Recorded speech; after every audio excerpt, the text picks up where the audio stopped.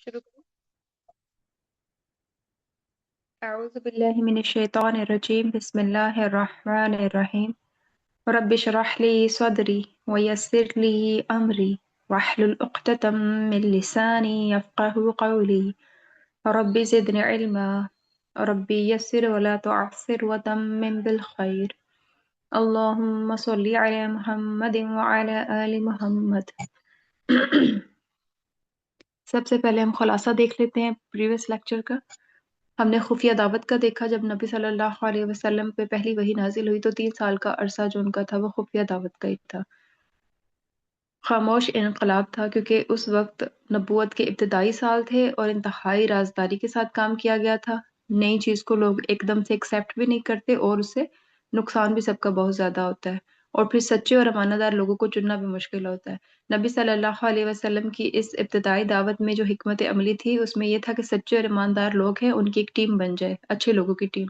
اس کے لیے مرکز تھا حضرت ارقم بن ابی ارقم کا۔ ان کا گھر جو تھا اسے دار ارقم کہا جاتا ہے، اور یہیں پہ تربیتی مرکز بنا مسلمانوں کا، جہاں انہوں نے خاموشی سے ایمان کی شمع جلائی۔ پھر جب اللہ کا حکم ہوا تو اعلانیہ دعوت بھی کی، پھر باطل سے ٹکراؤ ہوا، اور نبی صلی اللہ علیہ وسلم نے جب توحید کے پیغام کے لیے قریش کو پکارا اور سب کو دعوت دی تو وہی جو نبی صلی اللہ علیہ وسلم کو صادق و امین کہتے تھے ان کے دشمن بن گئے۔ ان کو ہر طرح سے ستایا گیا، اور ہر اسلام قبول کرنے والوں کو انہوں نے ستایا، چاہے اس میں حضرت بلال ہوں یا آل یاسر ہوں، یاسر کا خاندان۔ یہاں تک کہ مسلمانوں کو 2 دفعہ ہجرت بھی کرنا پڑی۔ ایک دفعہ انہوں نے ہجرت حبشہ کی، جب افواہ پھیلی کہ قریش والے بھی جو سرکردہ لوگ ہیں وہاں کے انہوں نے ایمان قبول کر لیا تو وہ واپس آئے۔ جب آیات دیکھا تو یہ بات جھوٹی تھی، پھر وہ دوبارہ چلے گئے نبی صلی اللہ علیہ وسلم کے حکم سے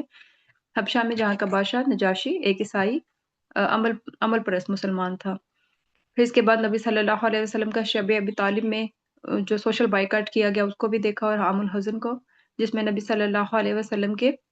2 انتہائی قریبی سہارے، جو بڑے سہارے تھے، ابو طالب رضی اللہ عنہ اور ان کی وائف حضرت خدیجہ رضی اللہ تعالی عنہا وفات پا گئی تھی، اور اس سال کو غم کا سال بھی کہا جاتا ہے۔ اب جو نبی صلی اللہ علیہ وسلم نے اس عام الحزن کے بعد طائف کا سفر کیا تھا کہ شاید وہاں کے لوگ اسلام قبول کر رہے ہیں، مکہ کے لوگ تو نہیں کرتے، تو وہاں پہ بھی ہم نے دیکھا کہ انہوں نے اچھے سے ویلکم بھی نہیں کیا، بلکہ نبی صلی اللہ علیہ وسلم کو بہت تکلیف تھی،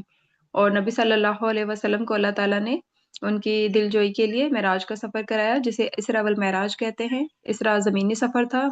مکہ سے مدینہ ہوتے ہوئے فلسطین، جسے بیت المقدس کہا جاتا ہے، پھر وہاں سے آسمانوں کا سفر۔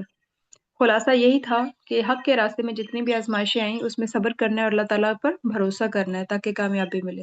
تو آج کا لیکچر ہم شروع کرتے ہیں مدینہ میں اسلام سے۔ اب مدینہ میں کے لوگ اسلام قبول کریں گے، لیکن اس سے پہلے تھوڑے تھوڑے اللہ تعالیٰ ان کے راستے ہموار کرنے کی کوشش کر رہے ہیں یہاں پہ۔ جیسے مدینہ کے لوگ جب حج کے دوران مکہ آتے تھے تو وہاں کے ان کے وفود آتے تھے، تو نبی صلی اللہ علیہ وسلم سب کے پاس جاتے اور ان کو دعوت دیتے۔ نبی صلی اللہ علیہ وسلم نے جب مکہ میں اسلام کی دعوت عام کی تو قریش کا قبیلہ آپ کے ماننے والوں کے لیے سخت سزائیں دینے والا بن گیا۔ مسلمان بھوکے پیاسے بھی رکھے جاتے، ستائے جاتے، عزتیں دی جاتی۔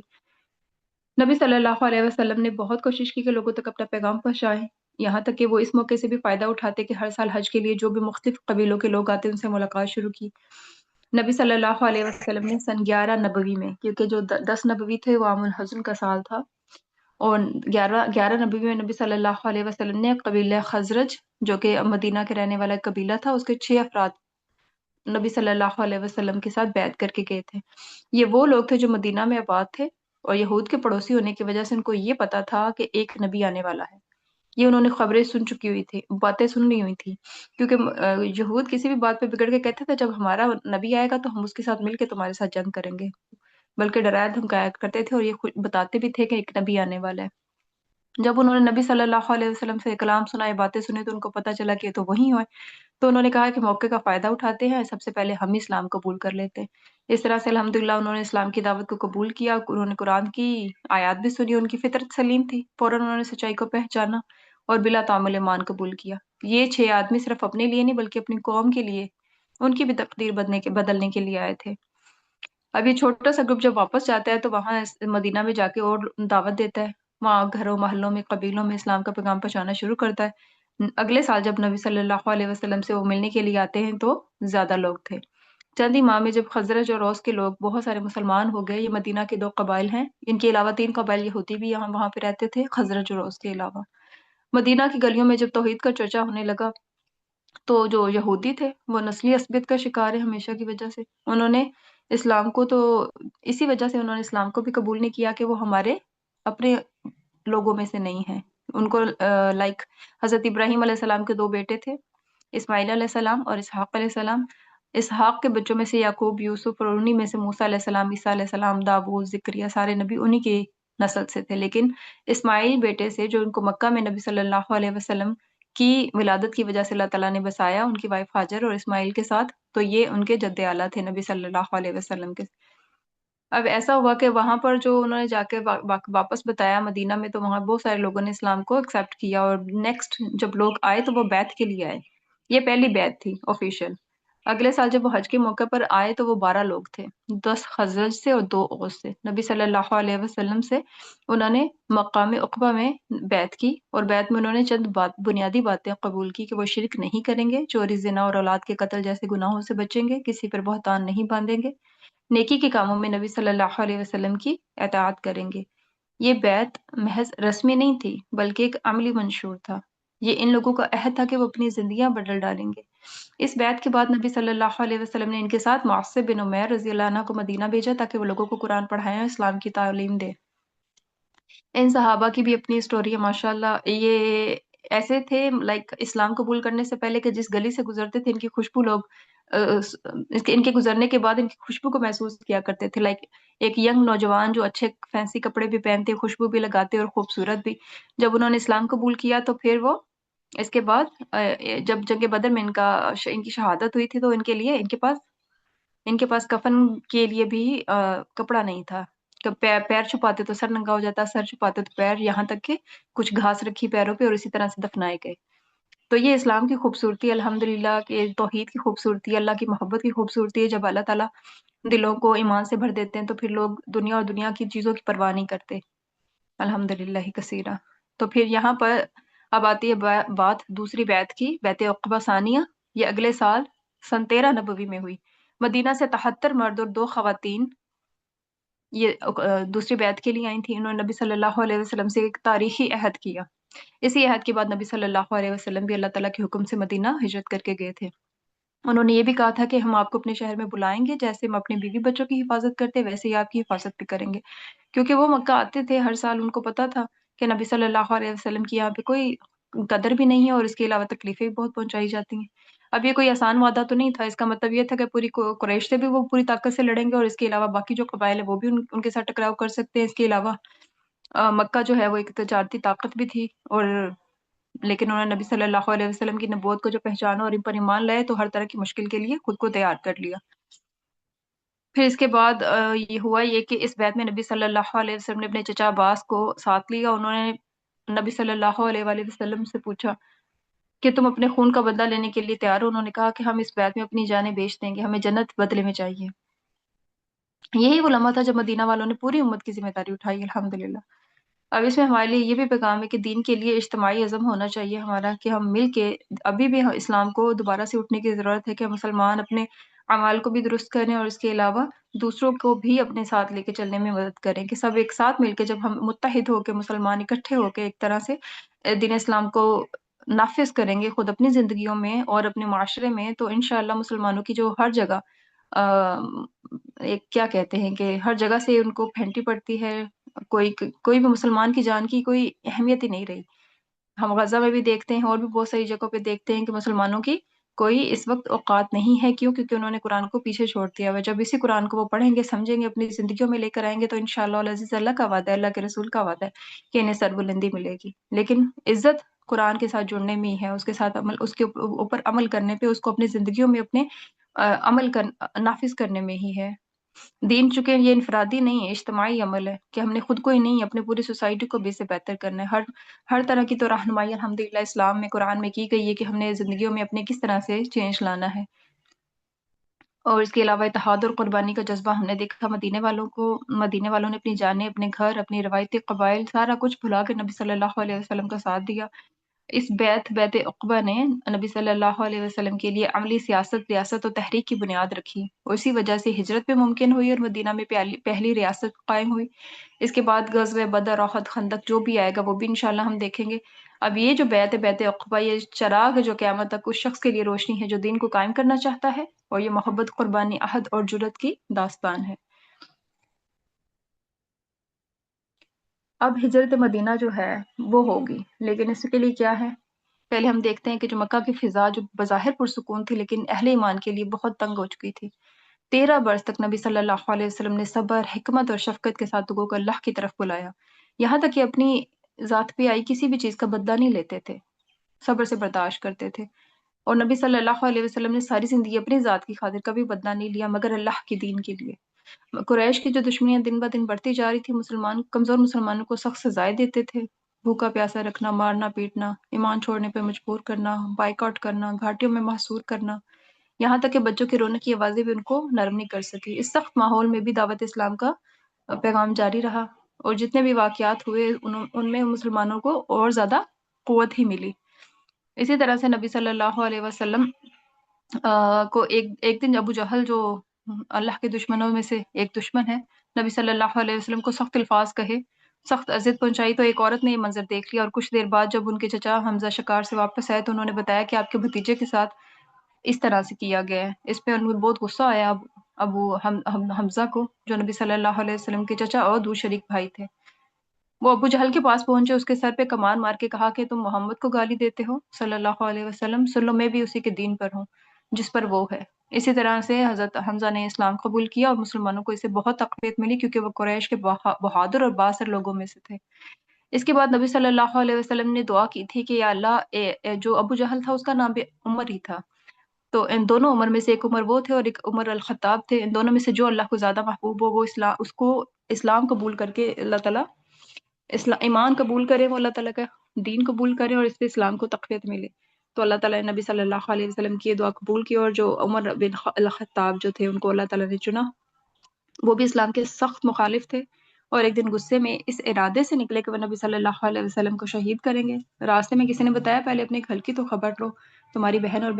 بہنوئی جو ہیں وہ مسلمان ہو چکے ہوئے ہیں۔ یہ سن کر وہ غصے میں جب ان کے گھر پہنچتے ہیں تو وہ قرآن کی تلاوت ہو رہی تھی، غصے میں انہوں نے بہنوئی جو تھے ان کو بھی مارا اور بہن کو بھی زخمی کیا، مگر بہن کے چہرے پہ خون دیکھا تو وہ نرم پڑ گئے، اور انہوں نے کہا کہ جو تم پڑھ رہے تھے وہ مجھے بھی پڑھ کے سناؤ، کیا تھا وہ؟ تو انہوں نے سورہ طٰہٰ کی آیات پڑھی،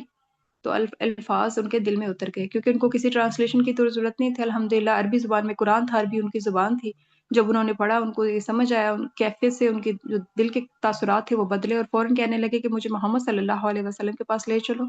اور پھر وہ نبی صلی اللہ علیہ وسلم کے پاس آئے اور اسلام قبول کیا۔ اس دن مسلمان بہت زیادہ خوش ہوئے، کیونکہ اسلام لانے سے پہلے اسلام کو ہر دن ہی مسلمان پستے تھے، ان کو دوسروں کی طرف سے آنے والی تمام مشکلیں پریشانیاں برداشت کرنی پڑتی تھی، لیکن اب حمزہ رضی اللہ عنہ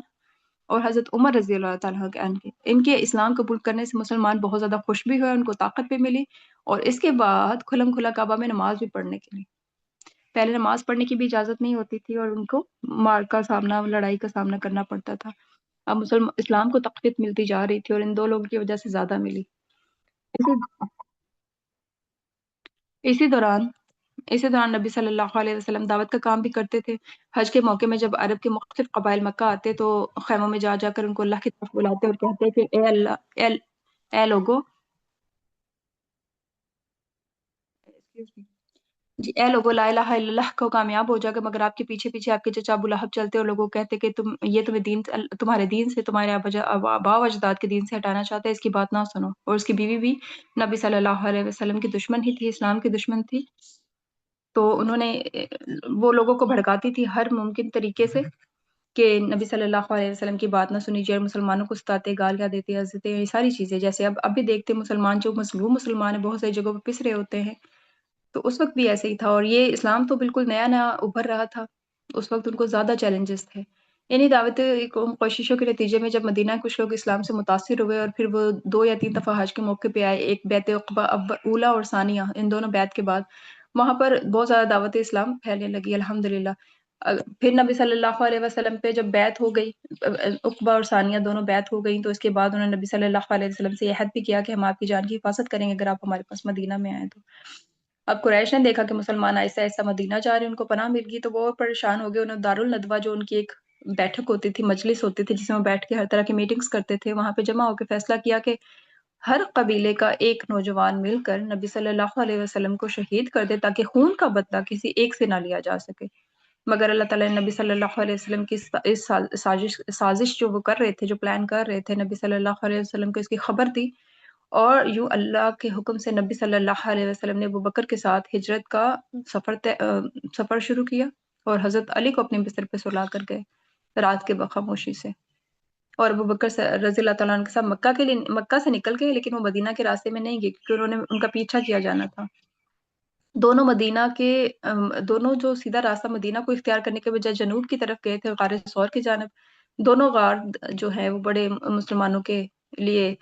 قابل احترام بھی ہے، جب بھی حج اور عمرہ کے موقع پہ جاتے تو وہ ضرور وہاں وزٹ کرتے۔ ایک تو غار ثور جہاں پہ الحمدللہ قرآن کا پہلا سبق آیا، غار ہرا، اور غار ثور جہاں نبی صلی اللہ علیہ وسلم نے حضرت ابو بکر صدیق کے ساتھ وہاں پر سٹے کیا 2 یا 3 دن کے لیے، اس غار میں مقیم رہے تھے۔ قریش تلاش کرتے رہتے تھے، یہاں تک کہ انہوں نے بڑی بڑی انعام بھی رکھے تھے، جو بھی ان کو زندہ یا مردہ لائے گا تو اس کو بڑا انعام دیا جائے گا، لیکن اللہ تعالیٰ کے حکم سے نبی صلی اللہ علیہ وسلم اور ابو بکر وہاں پر اطمینان سے رہے، اور اللہ تعالیٰ نے اس سلسلے میں آیات بھی قرآن میں نازل کی تھی۔ ثانی اثنین اذ ہما فی الغار اذ یقول لصاحبہ لا تحزن ان اللہ معنا۔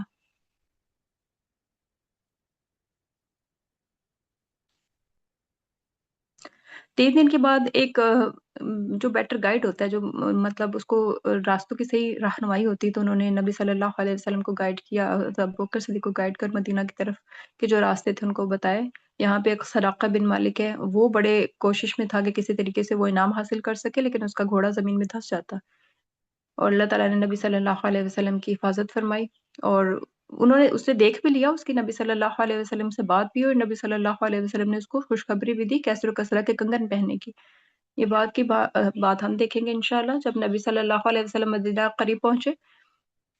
تو لوگ تو روز انتظار کرتے تھے، کیونکہ اس وقت تو کوئی ڈیجیٹل نیٹ ورک نہیں تھا، کوئی کمیونیکیشن کے ذرائع نہیں تھے، تو وہ انتظار کرتے تھے، وہ نکل کے آتے تھے کہ دیکھیں کون آتا ہے آج۔ اس وقت کے سفر بھی ایسے ہی تھے اور کمیونیکیشن بھی ساری اسی طرح کی تھی، لوگ روز نکل کے انتظار کرتے، دیکھتے، پھر واپس چلے جاتے۔ ایک دن یہی وہ نکلے ہیں باہر، انتظار کر رہے تھے، تو نبی صلی اللہ علیہ وسلم جس دن آئے ہیں، تو انہوں نے نبی صلی اللہ علیہ وسلم کو بہت گرمجوشی سے نبی صلی اللہ علیہ وسلم کا استقبال کیا، خوشیوں سے گیت گائے الحمدللہ، جس میں وہ طلع البدر علینا، وہ بھی ہم دیکھتے ہیں کہ یہ انہوں نے کچھ اشعار پڑھے تھے، کیونکہ اشعار جو تھے وہ عرب میں بہت مشہور تھے، ان کی زبان پہ ان کو بہت فخر تھا، اسی لیے اللہ تعالیٰ نے قرآن کو عربی زبان میں نازل کیا ہے، کیونکہ ان کو اپنی زبان پہ بڑا فخر تھا، اور وہ بڑے شعر و اشعار بھی کیا کرتے تھے۔ تو جب قرآن آیا تو پھر وہ ان کی جو شاعری اشعار سارے کے دھرے رہ گئے، کیونکہ وہ قرآن کا مقابلہ ہی نہ کر سکے۔ اللہ تعالیٰ نے قرآن پاک میں 3 جگہ پہ چیلنج کیا ہے، کوئی یہ پورا قرآن لانے کا، یا کچھ سورہ یا چند آیات ہی، لیکن کوئی بھی آج تک نہیں بنا سکا۔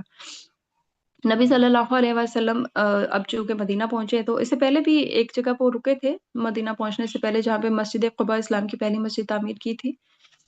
اچھا، مدینہ میں جب نبی صلی اللہ علیہ وسلم آئے ہیں، تو لوگوں نے کہا کہ ان کو یہ میزبانی میسر ہے کہ نبی صلی اللہ علیہ وسلم ان کے گھر رکے، لیکن نبی صلی اللہ علیہ وسلم کی اونٹنی جہاں پہ بیٹھی، تو وہیں پہ مسجد کی تعمیر کے لیے جگہ بھی منتخب ہوئی، اور ابو ایوب انصاری ان کے گھر قیام نبی صلی اللہ علیہ وسلم نے فرمایا۔ مدینہ پہنچ کر سب سے پہلے مسجد نبوی کی تعمیر کی گئی تھی، صحابہ خود اینٹیں اٹھاتے، نبی صلی اللہ علیہ وسلم بھی ان کے ساتھ کام کرتے۔ یہی ایک چیز ہوتی ہے ایک لیڈر کی، کہ وہ اپنی ٹیم کے ساتھ مل کے کام کرتا ہے، وہ یہ نہیں کہتا کہ مجھے پروٹوکول دیا جائے، اور نبی صلی اللہ علیہ وسلم تو بالکل بھی ایسے نہیں تھے، وہ کہیں کہ میرے لیے کھڑے ہو جاؤ، میری تعظیم میں کھڑے ہو جاؤ، میں تم سے مطلب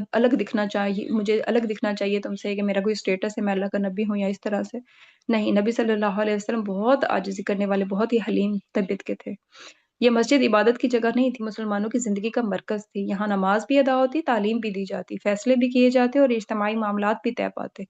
اس کے بعد نبی صلی اللہ علیہ وسلم نے مہاجرین اور انصار کے درمیان بھائی چارہ قائم کیا، انصار نے اپنے گھر، زمین، مال سب کچھ بانٹ دیا۔ یہ سار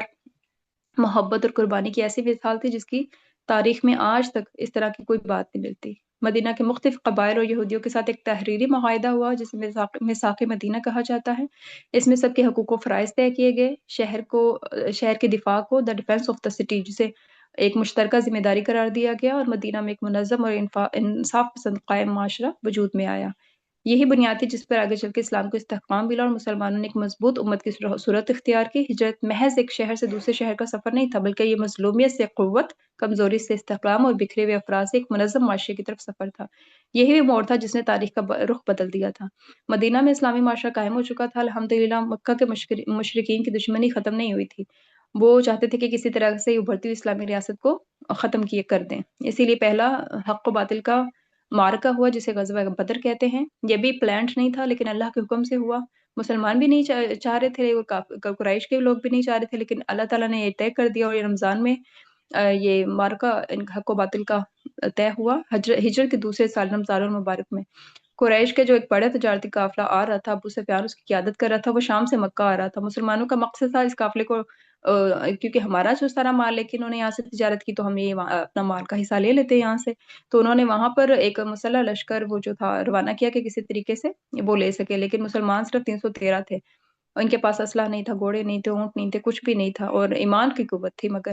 تو رمضان کی 17 تاریخ کو بدر کے میدان میں دونوں لشکر آمنے سامنے ہوئے اللہ کے حکم سے، اور اس رات نبی صلی اللہ علیہ وسلم نے ساری رات اللہ سے دعا کی تھی، اور آپ ہاتھ اٹھا کے کہتے تھے کہ اگر یہ چھوٹی سی جماعت بھی ختم ہوگی تو زمین پہ تیرا کوئی نام لینے والا باقی نہیں رہے گا۔ اللہ تعالیٰ نے دعا قبول فرمائی۔ قرآن میں وعدہ فرمایا گیا کہ فرشتے مدد کے لیے نازل ہوں گے، اور نازل ہوئے بھی۔ جنگ شروع ہوئی تو یہ جنگ بھی، اگر صرف ایک جنگ پہ ہی بات کی جائے نا، جنگ بدر پہ کوئی بھی ایک ٹاپک جس کو میں نے بھی جسٹ ایک ویک میں یہ سیرہ کو پورا کرنے کی کوشش کی ہے، تو یہ بہت شارٹ ہے، جسٹ تھوڑا سا جیسے آپ انٹروڈکشن کہہ لیں یا خلاصہ کہہ لیں۔